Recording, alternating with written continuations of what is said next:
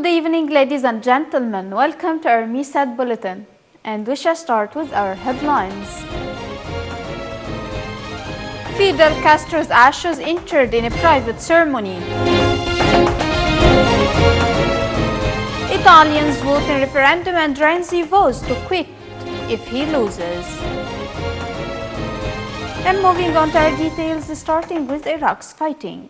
The Iraqi government on Sunday sent truckloads of food, health, heating oil and drinking water to residents of areas retaken from the Islamic State group in and around the northern city of Mosul. An official at the Ministry of Immigration and Displaced said the supplies were being delivered to the towns of Bartella and Qayyara, east and south of Mosul respectively, as well as the outlying Mosul neighborhoods of Ikha first and Ikha second. Meanwhile, on Sunday, heavy fighting flared up in the eastern sector of Mosul, with both sides exchanging heavy gunfire from rooftops in the Shayma neighborhood. On the other side of the world, Fidel Castro's ashes were being entered in a private ceremony Sunday morning after Cuban officials made a last-minute cancellation of plans to broadcast the events live on national and international television.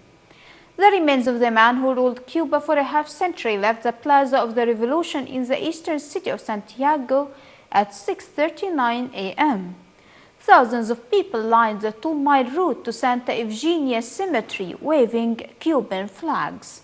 The funeral caravan entered the cemetery at 7:12 a.m.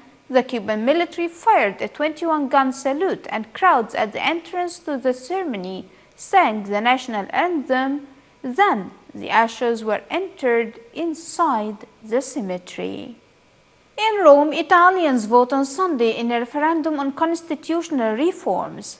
Premier Matteo Renzi has said he will resign if the reforms are rejected, and opposition politicians have voted to press for a new government if voters reject the proposed constitutional changes. The referendum aims to streamline Italy's cumbersome lawmaking process by reducing the powers of the Senate while also removing some key decision-making powers from regions.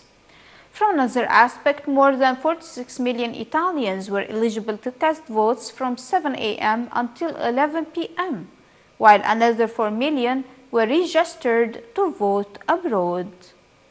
On to nuclear agreement profile, Iran's President Hassan Rouhani demanded on Sunday that U.S. President Barack Obama not sign an extension of U.S. sanctions, saying the bill is a violation of a landmark nuclear deal between Iran and world powers. This comes as on Thursday the U.S. Senate voted to extend the Iran Sanctions Act by 10 years. Speaking in an open session of Iran's parliament on Sunday, Rouhani said Obama is obliged to let the sanctions expire. Rouhani also promised a prompt response from Iran if the U.S. sanctions are extended. Meanwhile, Russian President Vladimir Putin says he is confident that President-elect Donald Trump will soon realize the level of responsibility his job entails. Putin said in an interview with the NTV channel that he is confident Trump will make responsible choices. He also said that Trump's business accomplishments show him to be a smart man. He added that if he is a smart man, that means that he will fairly soon become aware of a different level of responsibility. We expect that he act with these considerations in mind. And going to the United States, firefighters worked into the night to put down a large fire that jumped from one building to another across a densely populated neighborhood in Cambridge, Massachusetts on Saturday. Heavy flames engulfed multi-family buildings and several automobiles. In addition, dozens of families were displaced and moved to a temporary shelter. Fire crews were called in from surrounding cities and towns to help after the first calls came about 2 p.m. Saturday, but it was contained about 6 hours later.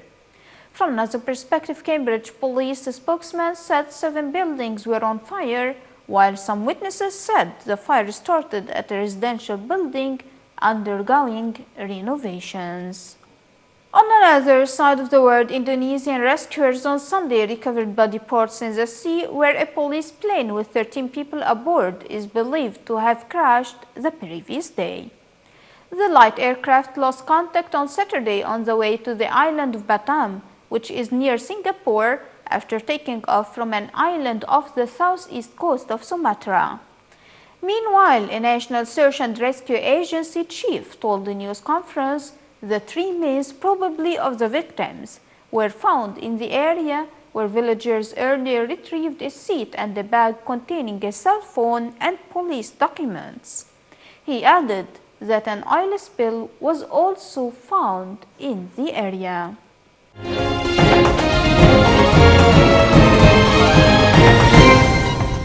And moving on to our sports news. Madrid was celebrating Saturday's 1-1 draw against Barcelona at Camp Nou, which kept the team atop the Spanish league. Sergio Ramos' dramatic 90th minute header kept Madrid 6 points ahead of Barcelona after 14 rounds and extended the rivals' series of disappointing results. Moreover, the result extended Madrid's unbeaten run to 33 games. From another aspect, Madrid's next game is Wednesday against Borussia Dortmund in the final round of the group stage of the Champions League, while Madrid's next Spanish League game is Saturday against Deportivo La Coruna at the Bernabeu. It then travels to Japan for FIFA's Club World Cup. And finally, weather news. Spain's government has issued a public safety warning after heavy rainfall has caused flooding in and around the southern city of Malaga.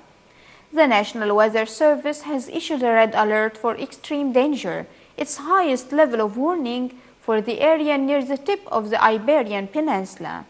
From another perspective, Spanish state television shows images of flooded streets because of torrential rainfall on Sunday morning. Moreover, the government's regional authorities said there have been more than 600 public safety incidents reported because of bad weather in the area. And before ending our news, let's take another look at the most important headlines for today. Fidel Castro's ashes interred in a private ceremony. Italians vote in referendum and Renzi vows to quit if he loses. And we reach the end of our NewsSat Bulletin for today. Thank you for joining us and see you tomorrow in a new bulletin.